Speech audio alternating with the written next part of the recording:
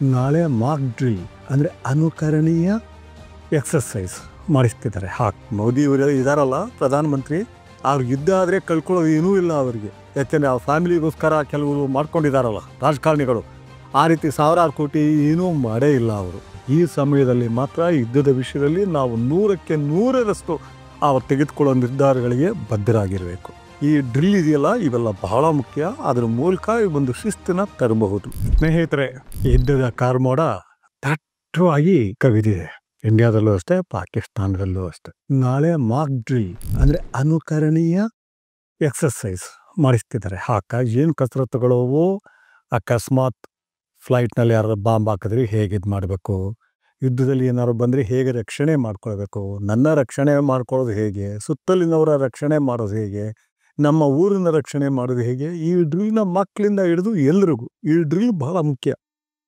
ಯಾಕೆಂದರೆ ಇವತ್ತು America, Russia, Singapore, Israel, China ಕಡ್ಡಾಯ ಮಿಲಿಟರಿ ಶಿಕ್ಷಣ ಇದೆ. ನಮ್ಮಲ್ಲಿ NCC ಅಂತ ಮಾಡ್ತಿದ್ರು, ಈಗ ಅದೆಷ್ಟು ಜೋರಾಗಿದೆಯೋ ಗೊತ್ತಿಲ್ಲ. ಆದರೆ ಮಿಲಿಟರಿ ಶಿಕ್ಷಣ ಕಡ್ಡಾಯ ಆಗಬೇಕು ಅಂತ ನಾನು ಪದವಿ ಓದ್ತಾ ಇದ್ದ ಸಮಯದಿಂದ ಬಹಳಷ್ಟು ಜನ ಪ್ರಜ್ಞಾವಂತರು ಹೇಳ್ತಿದ್ದಾರೆ. ಕಾರಣ ಯುದ್ಧ ಬೇರೆ, ಆದರೆ ಆ ಶಿಸ್ತು ಬೇರೆ. ಮೊದಲನೇದಾಗಿ ನನ್ನ ರಕ್ಷಣೆ ಮಾಡ್ಕೊಳ್ಳೋದು ನನ್ನ ಜವಾಬ್ದಾರಿ, ನಂತರ ನನ್ನ ಕುಟುಂಬದ ರಕ್ಷಣೆ ಮಾಡ್ಕೊಳ್ಳೋದು ಜವಾಬ್ದಾರಿ, ನನ್ನ ಸುತ್ತಲಿನವರ ರಕ್ಷಣೆ, ನನ್ನ ಬೀದಿಯ ರಕ್ಷಣೆ, ನನ್ನ ಊರು ಮತ್ತು ನನ್ನ ದೇಶ. ಈ ರಕ್ಷಣೆ ಬರೀ ಯುದ್ಧದ ಕಾರಣಕ್ಕೆ, ಯುದ್ಧದ ಉನ್ಮಾದತೆಗಲ್ಲ ಇದು. ಅದನ್ನು ಬೆಳೆಸ್ಕೊಂಡ್ರೆ, ಎಲ್ಲರೂ ಜಗತ್ತಿನಲ್ಲಿ ಬೆಳೆಸ್ಕೊಂಡ್ರೆ ಯುದ್ಧಗಳು ಕೂಡ ಇರೋದಿಲ್ಲ. ಆದರೆ ಇವತ್ತು ಪರಿಸ್ಥಿತಿ ಹೇಗಿದೆ ಅಂದರೆ, ಯಾವ ದಿನ ಏನು ಬೇಕಾದರೆ ಆಗಬಹುದು. ನನಗೆ ಅನೇಕರು ಅವ್ರ ಮದುವೆ ರೆಡಿಯಾಗಿದೆ, 10ನೇ ತಾರೀಕು, 11ನೇ ತಾರೀಕು, ನಾಳೆ, ಹೀಗೆ ಮದುವೆ ಏನಾಗುತ್ತೆ, 8ನೇ ತಾರೀಕು, 9ನೇ ತಾರೀಕು ಯುದ್ಧ ಶುರುವಾಗುತ್ತೆ ಅಂತ ಹೇಳ್ತಿದ್ದಾರೆ. ಏನಾಗುತ್ತೆ ಅನ್ನೋ ಆತಂಕ ಇದೆ. ಅಷ್ಟು ಆತಂಕ ಪಡೋದು ಬೇಡ. ಇವರು ಏನೇ ನಮ್ಮ ಚಾನೆಲ್ಗಳು ಜೋರಾಗಿ ಹಚ್ಕೊಳ್ಳಿ, ಆಗಲೇ ಶುರುವಾಗ್ಬಿಟ್ಟಿದೆ, ನಡೀತಾ ಇದೆ. ಕೆಲವು ಚಾನೆಲ್ಗಳು, ಉರ್ದು ಚಾನೆಲ್ಗಳು ನಡೀತಾ ಇದೆ ಬಾರ್ಡರ್ನಲ್ಲಿ ಯುದ್ಧ ಅಂತ ಹೇಳ್ತಿದ್ದಾರೆ. ಖಚಿತವಾಗಿ ಹೇಳ್ತಿದ್ದೀನಿ, ಖಚಿತವಾಗಿ ಯುದ್ಧ ಆಗಲ್ಲ. ಸಾಂಪ್ರದಾಯಿಕ ಅರ್ಥದಲ್ಲಿ ಯುದ್ಧ ಆಗಲ್ಲ. ಆದರೆ ಪಾಕಿಸ್ತಾನಕ್ಕೆ ಬುದ್ಧಿ ಕಲಿಸೋದಕ್ಕೆ ಎಷ್ಟು ಬೇಕೋ ಆ ರೀತಿಯ ಇದು ಆಗೇ ಆಗತ್ತೆ. ಇನ್ನು ಅಷ್ಟು ಸುಲಭವಾಗಿ ನಮ್ಮ ಕಡೆ ಕಣ್ ತಿರುಗಿಸಬಾರ್ದು. ಟೆರರಿಸಮ್ ನಡೆಯೋದು ಬೇರೆ, ಆದರೆ ಒಂದು ದೇಶ, ಅದರ ಮಿಲಿಟರಿ, ಅದಕ್ಕೆ ಉತ್ತೇಜನ ಕೊಡೋದು ಬೇರೆ. ಆ ಉತ್ತೇಜನ ಕೊಡೋದು ಸ್ಟಾಪ್ ಆಗುತ್ತೆ. ಯಾಕೆಂದರೆ ಪಾಕಿಸ್ತಾನದಲ್ಲೂ ಅಲ್ಲಿರೋ ಸಾಮಾನ್ಯರಿರಲಿ, ಮಿಲಿಟರಿನಲ್ಲೂ ಅರ್ಧಕ್ಕಿಂತ ಹೆಚ್ಚಿಗೆ ಜನ ಯುದ್ಧ ಇಷ್ಟಪಡ್ತಿಲ್ಲ. ಅವ್ರ ಹೇಳಿಗಳು ಅಂತ ಅಲ್ಲ. ಇಂಡಿಯಾ ಪಾಕಿಸ್ತಾನ ಯುದ್ಧ ಆದರೆ ಹೇಳ್ತಾರಲ್ಲ, 1 ವಾರ ನಡೆಯಲ್ಲ, ಅಷ್ಟೊಂದು ಮುಳುಗೋಗುತ್ತೆ ಪಾಕಿಸ್ತಾನ, 40 ದಿನದ ಮೇಲೆ ಅವ್ರ ಹತ್ರ ಶಸ್ತ್ರಾಸ್ತ್ರ ಇಲ್ಲ. ಸುಳ್ಳು ಅವೆಲ್ಲ. ಯುದ್ಧ ಅಂದರೆ ಇವರೆಲ್ಲ ಹೇಗೆ ಮಾತಾಡ್ತಿದ್ದಾರೆ ಅಂದರೆ, ಪಾರ್ಕ್ಗೆ ಪಿಕ್ನಿಕ್, ಮಕ್ಳು ಕರ್ಕೊಂಡು ಪಿಕ್ನಿಕ್ ಹೋಗಿ ಬರ್ತಾರಲ್ಲ, ಹಾಗೆ ಅನ್ಕೊಂಡ್ಬಿಟ್ಟಿದ್ದಾರೆ. ಹಾಗಲ್ಲ. ಅದು ಇಂಡಿಯಾ ಪಾಕಿಸ್ತಾನ. ಆದರೆ ಉಕ್ರೇನ್ ಅಂತ ಸಣ್ಣ ದೇಶದ ಮೇಲೆ ಅಂಥ ಬಲಿಷ್ಠ ದೇಶ ಬಿದ್ದುಬಿಟ್ಟು ಆಗಲೇ ವರ್ಷಾನುಗಟ್ಟಲೆ ಆದರೂ ಯುದ್ಧ ನಿಂತಿಲ್ಲ. ಇನ್ನು ನಮ್ದೇನಾದ್ರು ಸಾಂಪ್ರದಾಯಿಕ ಅರ್ಥದಲ್ಲಿ ಆಗಿಬಿಟ್ರೆ ಏನಾಗಬಹುದು? ಯಾರೂ ಕೂಡ ಪ್ರಜ್ಞಾವಂತರು ಇಷ್ಟಪಡ್ತಾ ಇಲ್ಲ. ಮತ್ತು ಈ ಸಂದರ್ಭದಲ್ಲಿ ಬೇರೆ ಏನೇ ನಮಗೆ ತಕರಾರುಗಳಿರಲಿ, ಯಾವುದು ಈಗ ದೇಶ ನಡೆಸ್ತಾ ಇರೋ ಪಕ್ಷದ ಬಗ್ಗೆ, ಈ ಸಮಯದಲ್ಲಿ ಮಾತ್ರ ಯುದ್ಧದ ವಿಷಯದಲ್ಲಿ ನಾವು 100% ಅವ್ರು ತೆಗೆದುಕೊಳ್ಳೋ ನಿರ್ಧಾರಗಳಿಗೆ ಬದ್ಧರಾಗಿರಬೇಕು. ಅದನ್ನು ಒಪ್ಕೋಬೇಕು ನಾವು.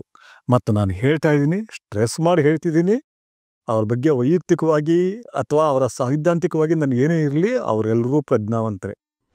ಮೋದಿ ಅವರು ಇದಾರಲ್ಲ ಪ್ರಧಾನಮಂತ್ರಿ, ಅವ್ರು ಯುದ್ಧ ಆದರೆ ಕಳ್ಕೊಳ್ಳೋದು ಏನೂ ಇಲ್ಲ ಅವರಿಗೆ. ಯಾಕೆಂದರೆ ಆ ಫ್ಯಾಮಿಲಿಗೋಸ್ಕರ ಕೆಲವರು ಮಾಡ್ಕೊಂಡಿದ್ದಾರಲ್ಲ ರಾಜಕಾರಣಿಗಳು, ಆ ರೀತಿ ಸಾವಿರಾರು ಕೋಟಿ ಏನೂ ಮಾಡೇ ಇಲ್ಲ ಅವರು.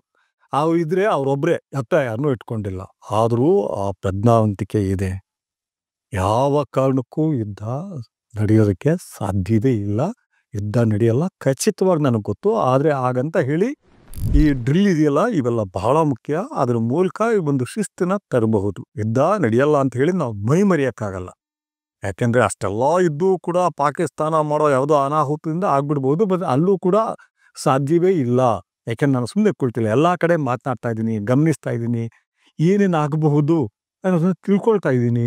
ಖಚಿತವಾಗಿ ಗೊತ್ತು. ನಾವು ಗಾಬರಿ ಆಗೋದು ಬೇಡ. ಆದರೆ ಈ ಸಂದರ್ಭದಲ್ಲಿ ನಾವೆಲ್ಲ ಒಂದು ಧ್ವನಿ ಆಗಬೇಕು.